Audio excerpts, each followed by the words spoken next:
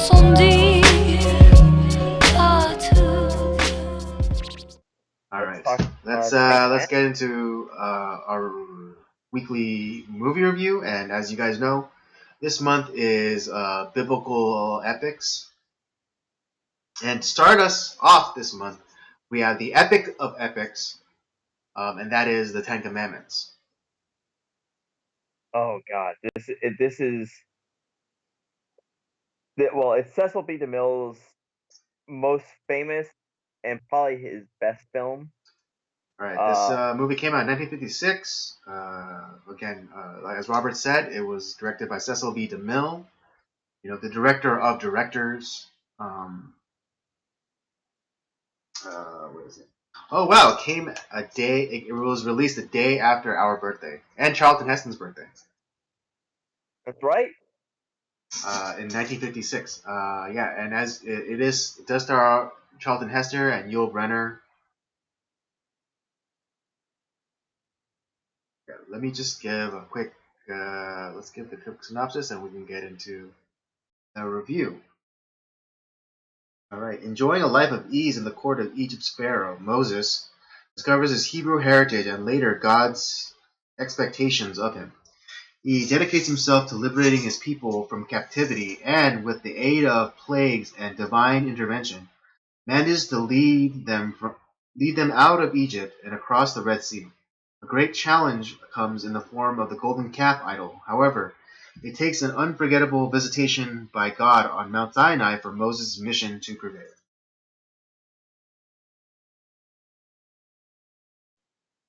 Yeah. So, Holy crap! Okay, what? so the budget for this movie was 1.3 million, which back then, was no small amount. Oh yeah, it was.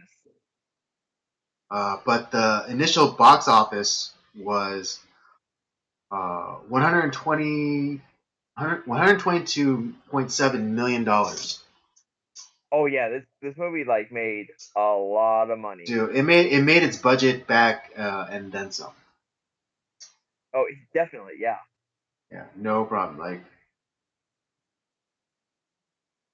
So a couple things that because cause now this I've seen this film many times before, but now mhm. that I'm watching it with obviously with a critical eye, there's some things that I noticed that like I had never noticed before, and um, for any of you you know biblical nerds out there, obviously like you read the story of Exodus and um, it's not necessarily like it's telling the story of Moses and the people, the Israelites, and their captivity in Egypt. But the story of Moses' story, at least in necessarily his early part of his life, is not very detailed. Like it's just more of telling you kind of like the hitting the highlights.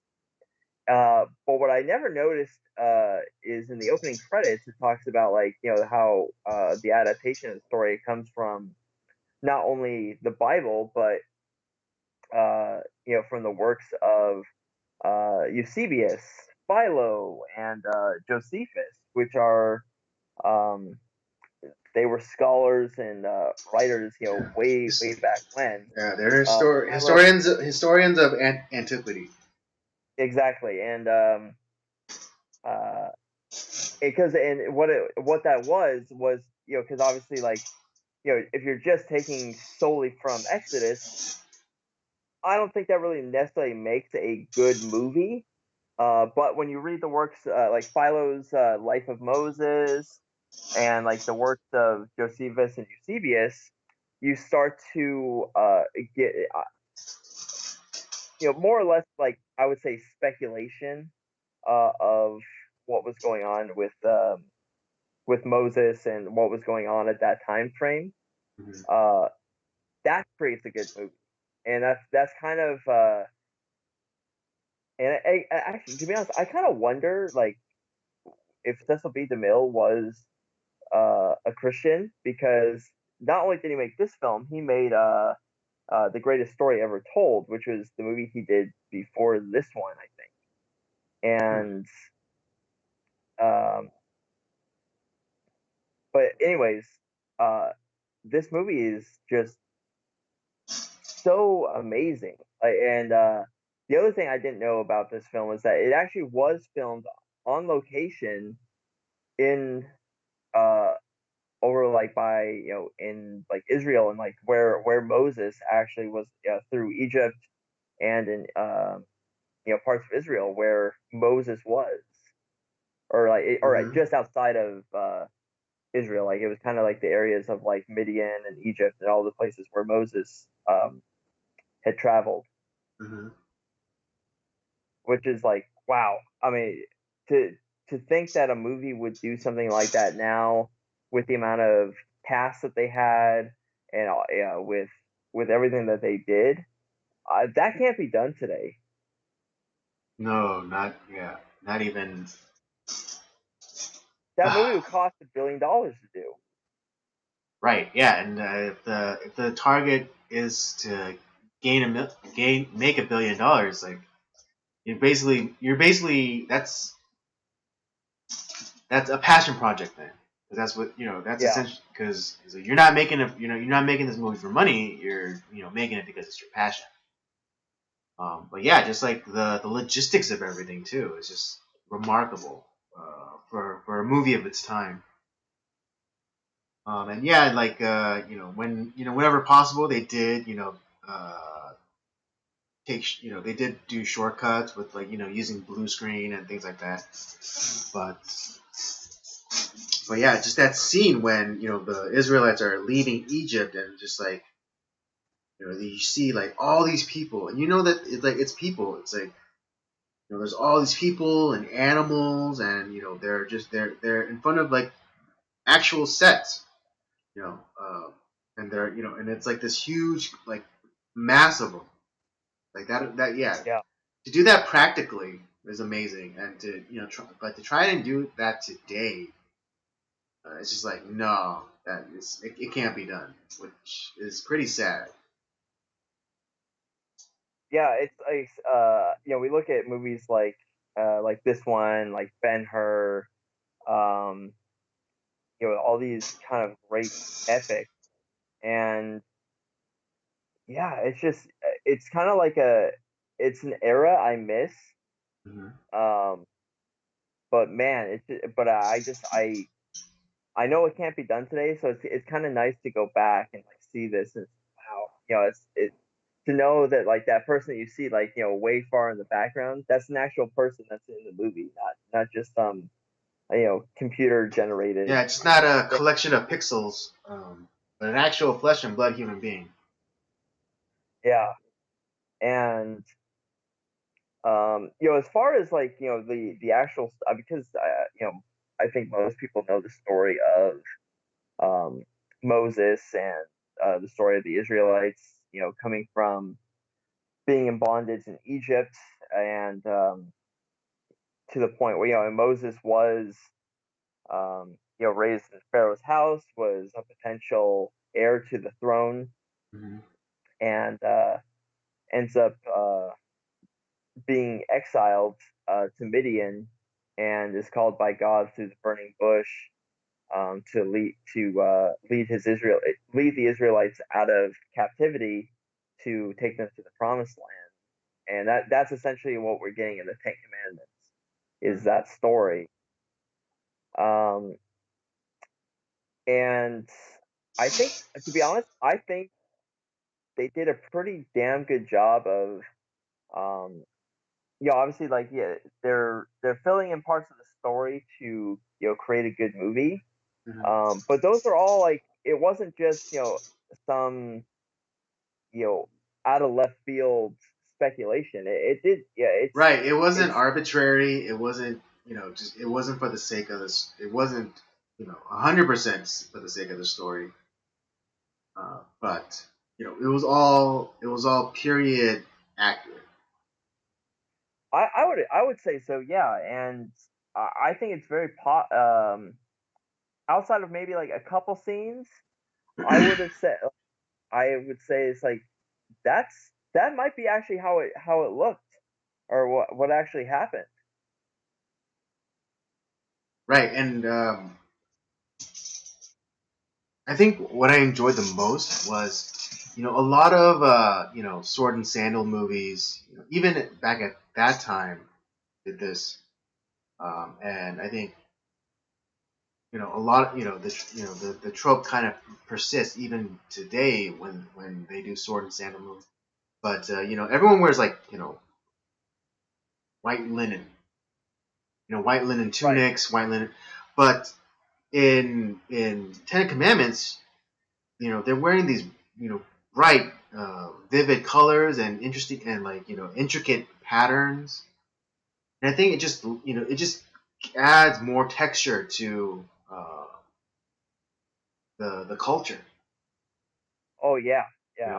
Like and I like one of the other things is like the costume design and like the set design is just incredible. It was actually it I was th- I I think this is the best costume design I've ever seen. agreed. Yeah, it was amazing. Like when Moses as a shepherd, and or Moses, when he was Prince of Egypt, and Pharaoh, and even like the Israelite slaves. Like they just weren't wearing white tunics or brown tunics. There was color and there were patterns, and it was so lovely.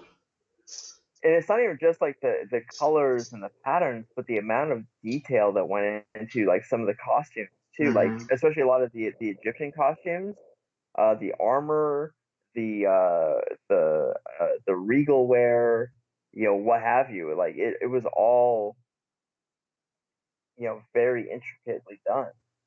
Right? Yeah. Like before we even started, we were kind of talking a little bit about it, and I was just remarking at like the detail that went into Yul Brynner's Ramsey's armor at like at towards the end of the movie where he just changes his mind and he just decides to go after Moses, and like he armors up and just like it's so beautiful, Yeah. the Um. detail and just everything, it's just gorgeous. I, like I said, it's that it was just it's a beautiful movie. It's some of the greats, you know, for especially for that time. Yeah, there was a couple of like the blue screen effects, but Hmm. it didn't feel like it was out of place. Like it felt like it just it everything. The cinematography was really done really well.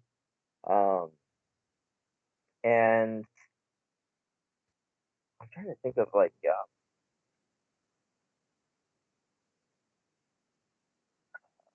I'm trying to think of like I mean obviously like the famous scene of uh Moses when they're running away from uh the Egyptian army, and that Pillar of Char- Fire. Charlton Heston splitting the Red Sea. Hmm. uh that's kind of like that's one of the most iconic um scenes in films. Like when you think of when you're reading the Exodus, to be honest, that's what I see in my head is like when Moses does that. Right, And yeah, he lift up his arms and like the Red Sea. yeah, Yeah, admittedly, that's what I see too. the one thing I would say is potentially inaccurate is because I know Moses was thought to have had somewhat of a speech impediment, or like something like he was not confident Right. in Hmm. his speech. But you can't have Charlton Heston be like kind of wimply Yeah, you can't. wobbly, Yeah, you can have him be a stutterer. Like that right? his that man's voice is so regal and it has presence. His voice has presence. Exactly. So in that sense, like, well, because no, Moses was a very smart man. He was raised as potential king of Egypt, so he had the best of education that was possible, Hmm. and he was not a dumb man. However, I don't know if it was just through life circumstances that he had a he was not confident in how he was able to speak to his people, and maybe part of it had to do with that he's now commanding his people who he had once had subjugated, being a king of or a prince of Egypt, or if it was like some people speculate that it was the speech impediment that like it made him feel insecure, Mhm.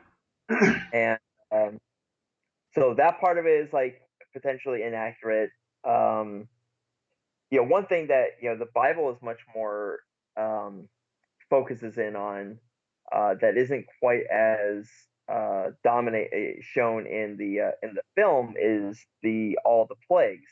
Yeah, it shows Mhm. some of them, and but the reasoning why it's shown, it's put into more detail in the Bible is because I, all those plagues were not only an attack, it was an attack against the Egyptian magicians, the Egyptian gods, and ultimately Pharaoh himself in the end, because the Pharaoh was seen as a one of the gods, Mhm. and when him as the Pharaoh can't even protect the firstborn of all the Egyptians. his people in Egypt, it's um yeah, it's kind of like how they God is showing himself as being, you know, I am, he is God. There are no other gods uh, before him. And I think the other thing too is that I don't think that the Pharaoh survived. I think he went into the Red Sea along with everyone else. Right. I'm not 100% sure, but in the Bible at It's least, been I think I, it does say that Pharaoh did lead the charge. yeah, but and obviously in this one, Gil Brenner is Ramses the second. He did not go into the Red Sea. So, but like I said, it's actually like they did a really damn good job of keeping it pretty accurate. But then it's also like it's not it's a long movie, but it's not a boring movie. Like you're on the edge of your seat Right. You're with fully like engaged in this movie. There's no wasted screen time in this movie at all. Because every scene engages you, and uh, you're full. You don't even realize that this movie is almost 4 hours long. I mean, including the uh, intermission. But yeah, yeah this movie's like almost 4 hours long. But when you're watching it, you don't even realize it's like, oh, when you get to the intermission, it's like, oh crap, 2 hours already went by. Oh man, it didn't even feel like 2 hours. yeah. There's no wasted time in this movie. I mean, you have all the different character interactions, the uh, the love triangles, the tension between that Moses starts to develop as he realizes his actual identity, Hmm. um, and you just every interaction with all the different characters. Uh, it's not only is it a well cast movie, but like you felt. I didn't feel like I was watching Charlton Heston. I didn't feel like I was watching Yul Brenner. I didn't feel like I was watching actors. Like I felt like I was there. These were the actual characters that we read about in the Bible. That it's like, wow, this is. I felt invested in the story, Hmm. and to be honest, if I was going to recommend any any film that's based off of a biblical story, this is the one I would have to recommend. I think this is the coup de grace um, uh, of Bible movies. Yeah, no, absolutely. When you think Bible epic, you think of the Ten Commandments. No, I mean, Oh yeah, at least you should. I mean, I think people of a certain generation they have that association. When you say yeah, Bible epic, Ten Commandments. I think without even thinking about it. And I think Yeah. it just goes to the scope, the vision, the execution of Cecil B. DeMille. Um, yeah, but this movie was like seriously a masterpiece of, of storytelling, of vision, of execution. Uh, yeah. And again, every scene, there's no wasted scene. There's no it's like oh that was superfluous or no that scene wasn't necessary. It's like every scene was necessary. Every interaction was necessary. Yeah, I don't, yeah, it's like I said, it's almost 4 hours, but like, I don't think you could cut anything. I think that was like, nothing felt like, I could have done without that scene, or I could have done Hmm. without this character interaction. No, you Right. needed it all. You needed all of it. Hmm. Yeah, it's amazing that this used to be played on TV, like broadcast network television back in the Oh, and day. right. This would be the week that it would be This would on be yeah every exactly. year. Hmm. Because we're coming off of Palm Sunday, and Hmm. yeah, this is like right around Passover time. This is the movie that got played. Absolutely. Yeah, and I'll admit, I every single year I'd watch it. I'd watch it because Yeah, it's a great movie. And and just I mean, nowadays I don't think they played it around Passover time or Easter time in a great while.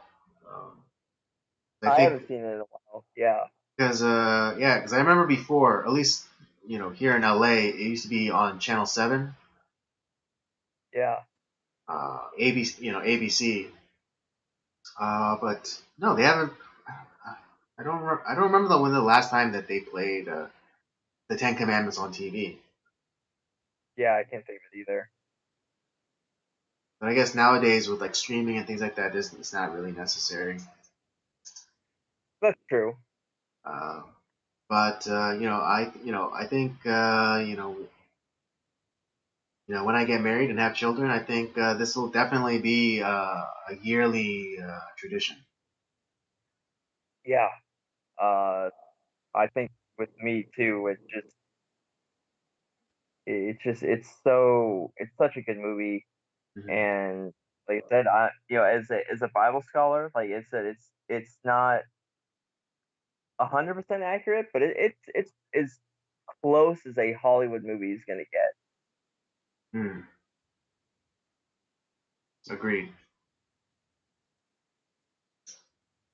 Were there any other like scenes, characters that were like, wow, even that kind of stood out to you?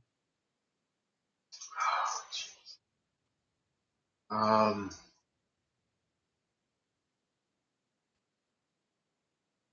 it's, I mean, this might just be a cop out, but I loved every scene with like Charlton Heston, like, Yeah, especially after the commission from God on Mount Sinai with the burning bush. It's just like yeah, the way he spoke was just so much more grand, and more authoritative. right, It's not that when he was a prince of Egypt he didn't have any authority, but just knowing that knowing that he is now called by God, he's commissioned by God, and he is speaking on on the behalf of God. It just gives him more, just more gravitas, as it were. yeah. And I heard that like the reason he was cast for this that part is it,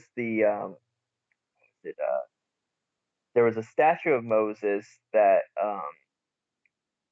Charlton Heston kind of looked like almost. And so Cecil B. DeMille is like, well, you're the guy. And the the baby Moses that was floated down the river, that's actually Charlton Heston's son. Yeah, that's correct. Yeah, that's yeah. I found out that little tidbit too when when I was looking into like the cast. Yeah, Yeah, and it's like I forget what the first name was, but it's a baby Moses, like something Heston. I was like, oh wow, and I clicked on it. I was like, oh yeah, that's his son. yeah. Um, but yeah, I don't think that there's any. I mean, Charlton Heston is obviously the star of the show. And he's so great. Mhm. Um, Yeah, but would like you? in terms of pompous arrogance, there's nobody that does it better than Yul Brynner. No, yeah, that's definitely true. Yeah, even Um, like as like I mean, his other probably most well known role is playing the King of Siam in The King and I. yeah. And just like and just like yeah, that king had like pomp and arrogance, but Ramses, God, oh jeez. Oh yeah, and you throw like those two titans up there with Heston as Moses and Yul Brynner as Ramses, and man, it really is like a clash of the titans between those two. Yeah, I think my favorite line that or the refrain from Ramses that I enjoyed the most was, so let it be written, so let it be done. Yeah. Oh, that was great. Yeah, the way he says it, it's just like, God, this man is a super dick, but I love him. Yeah, exactly. Um, I've been racking my brain over like, you know, what is the greatest of um, Charlton Heston's roles? Because Mhm, we did our Heston month, mhm. and we've seen a bunch of his movies. This might be his best role. Yes, I mean not necessarily his best performance, but his best role. Yes. You don't think this is his best performance though, as Well, an actor? I mean Planet of the Apes was good. Well, it's that I think that's where like is it Commander Taylor or Moses? It's kind of like to me it's a toss up between. Hmm. Okay. Well, I do agree with you that it's his greatest role. Yes, I think, or at least Yeah. like him being cast in it was utter perfection. In terms of performance, uh, not 100% sure, but at this time, I'll go with you on that. Yes. So okay, well maybe I agree that like him in Planet of the Apes, like he's just absolute perfection in that in his acting performance in that. Maybe I'm seeing this is like probably his most recognized role possibly. Oh, okay, then yeah, 100%. Yeah, his most recognized role, then yes, 100% agree. Yeah, it's like it's this because when I think of Charlton Heston, I think of this Planet of the Apes and Ben Hur. The Ben Hur, that's right. Yeah. Yeah, I knew I was like, what's the other big like epic that he did? And it's like, oh yeah, Ben Hur. Uh, but yeah, I don't think I have too much else to say about this. This is just God. This movie's great. Yeah, absolutely. Couldn't agree with you more. I was a little bit afraid to do like to throw this one in there because it was like, man, am I gonna? I didn't want to have to look at it critically and like, oh man, I actually don't like it as much as I thought I did.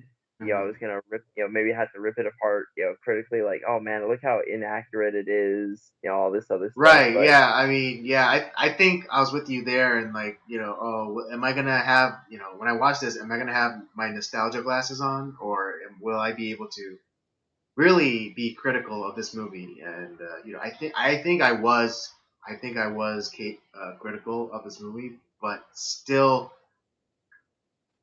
couldn't find that much fault with it, or at yeah, all. like I said, there's a few things that I would as a Bible scholar that I would nitpick about, Hmm. but I actually think that I have more respect for this movie than I ever have before. Hmm. Absolutely. I mean, is there? I got nothing else to add. I mean, do you have anything else that you want to add or wrap it up with? No, other than like if you have to choose one Bible movie to watch, watch this one. This is the one to watch. Agree. Absolutely. The other ones that we're gonna be watching this month, two of them I haven't seen, so it'll be interesting to see how those do. Hmm. And the other one I haven't watched in a long time, and it, but even like if all things considered, I still Hmm. think this is the top of the class. Right. Yeah. This is yeah. In terms of Bible epics, this is top shelf. Yeah. Yeah. Well, let's All give right. our ratings and we'll close it out. All right. Um. Yeah. I'm gonna give this a 5. Yeah, you read my mind, bud. I mean, there's really no other. There's no really other way to go with this movie, in my opinion. Yeah. Um, yeah, like is it like 100% accurate? No, No. but is it is it the really good movie and like and doesn't waste any doesn't waste any screen time with superfluous scenes or gratuitous violence or unnecessary you know uh, plot threads? Absolutely not. Like in terms of like the economy of this movie, it is right there. It's perfect. Yeah. Not you have great cinematography, great costume design, good, very good musical score. Mm-hmm, Um, the all the actors like just they knocked it out of the park. mm-hmm. Everyone, I can't think of a missed casting in this film. Right. Yeah. Yeah. Even yeah, like he's this the kind of side characters or tertiary characters, like they weren't intrusive or or too much. The actors played it just right. Yeah, And like and even the main cast, from Charlton Heston to Yul Brynner to even freaking Vincent Price. Vincent Price is in the movie. He plays Baka, the head overseer. that's right. I couldn't place him for a second. I was like, I Uh-huh. know that voice. And that's right. That's Vincent Price. Oh man, Yeah, he was great. yeah, he was great. Yeah, again, the economy of this movie was perfect. Not a single not a single actor wasted or overused. It was just right. And this is the last film by Cecil B. DeMille. I think it's his best, definitely his most known.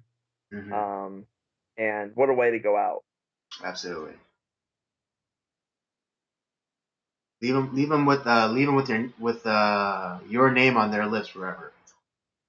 Exactly, and he's certainly done that because the movie's over 60 years old, and we're still talking about it, and it's still as famous, I think, as it's ever been. Absolutely. Absolutely. Well, there you have it. That's our review for the Ten Commandments. Both Robert and I give this a 5. Definitely recommended viewing. Um, even if you're not, even if you're not religiously inclined, if you just want to see a really awesome movie, like like an awesome swords and sandals movie, then watch this movie. Yeah, You yeah. won't be you won't be disappointed.